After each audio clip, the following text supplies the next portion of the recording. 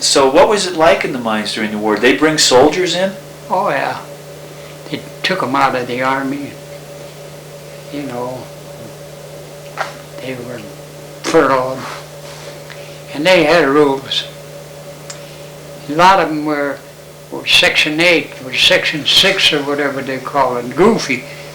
You know, oh, they had a hell of a time with them, you know. Would you work alongside of them? Oh, yeah, well, I did, but it was not much. They were misfits. The guys couldn't help it. They had no business here. They wound up back where they came from. Yeah. So, but the pay stayed the same. The pay stayed the same all through the war. Yeah, shit, we never made $8 a day. Well, what was that strike like in the 30s? You know, you remember that? That was a rough one. In the 30s? Yeah, there was some gunplay. They had professional psych bakers. That's what they had from Texas gunners. They had carrying guns. Around Butte? In yards. That was a bad trip I made to Seattle, I'll tell you. And you wanted them, see a madhouse, everything, they're short of everything, and everywhere you went, it seemed to have been the wrong way around, and everything wasn't fixed up yet in 42, you know. And I made it back just in time. Were you a member of the union? Huh? Did you belong to the miners' union? All the way. All the way, huh? Yeah. I'm a union-minded guy. I worked when they didn't have them. That's when that guy that got rid of me with a piece of waste. See, he had no union. Well, when did the union start getting strong again? Huh? How did the union start to get strong? Well, keep negotiating, strikes. We had that strike in 30, no, the union was organized in 33, 34, after that 34 strike. 34 was the first one and the bad one. What do you remember about that? They had gunners in the yards. We had pickets all over the hill. Did they have searchlights on the head frames? Yeah, all the head frame searchlights. Do you remember Chuck Staples, the head gunner? Yeah. What was he like? Well, you didn't connect, you didn't get around, but he had a bad reputation from before when there was a union, you know. Back in 1917 or something, he was an Anaconda gunner. Had a reputation of bad things. I don't know how much is true. Yeah. He had a bad rep. Well, what was the gunplay in the 30s? Oh, they carried it. Them Texans, they carried it on their side. I think there was one or two small incidents. Yeah. Oh yeah, they tripped it. They got that car that they got out at the World Museum of Mining? Out at the mining museum. Yeah. There were 2 or 3 gunners in that. I don't know what they were doing. They're down by the Butte Brewery, and a bunch of guys got them and tipped the car upside down in the street. Huh. Yeah, some kind of a skirmish there. Yeah. There wasn't much. It was pretty tame for being the kind of a strike. The guys here were not as fiery as they were some other parts of the country, you know. You get that back in that cold country where they had strikes and more strikes, it would have been a lot wilder. Well, what good came from that strike, Ben? Huh?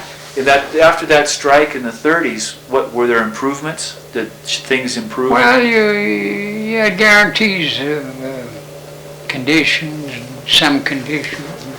Yeah. You had some say. You could negotiate. See, Mm-hmm. you give you a chance you could have a meeting. Before you couldn't do nothing.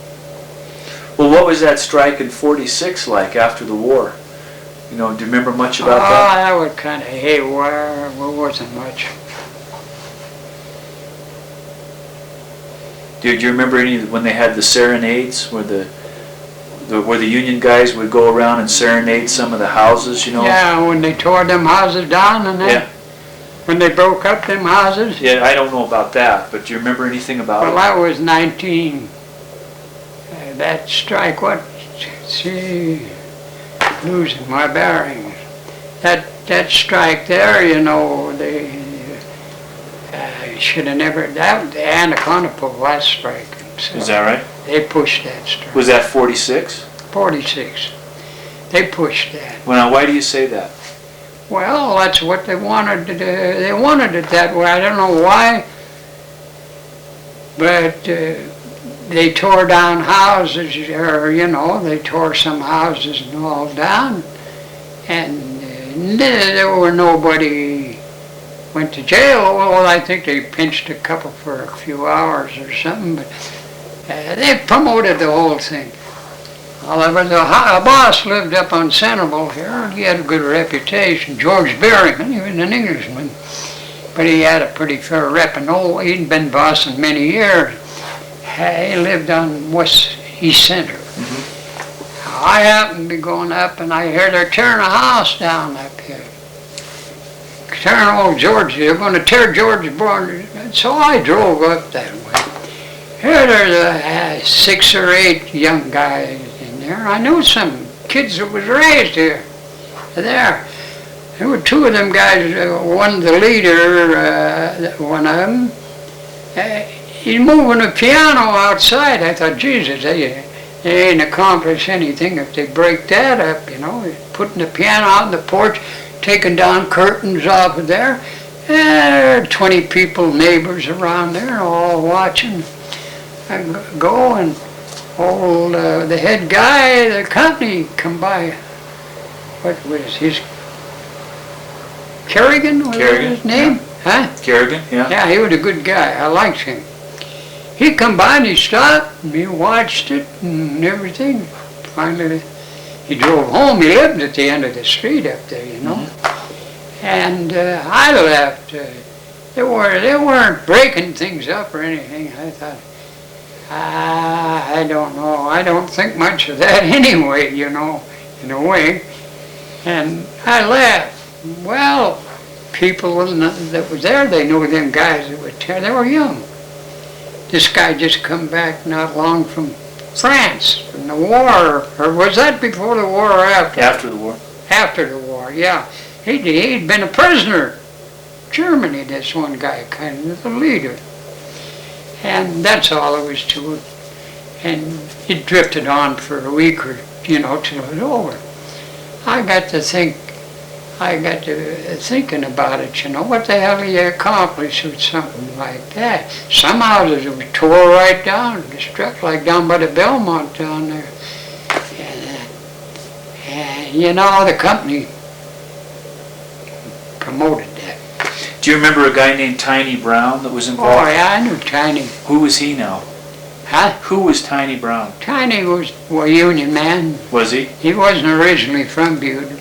Big guy. I've forgotten about him. He was a good union man. Well, this guy, it was the leader up at George's house up there, George Berryman's house. Later, when that strike didn't last very long, you know, a couple of weeks. They opened up the mine. He was a miner. He went to work at the mountain con. Went back to work at the mountain con. Pretty soon he's a chef boss up there. With the leader tearing old George. He'd be working with old George. Huh.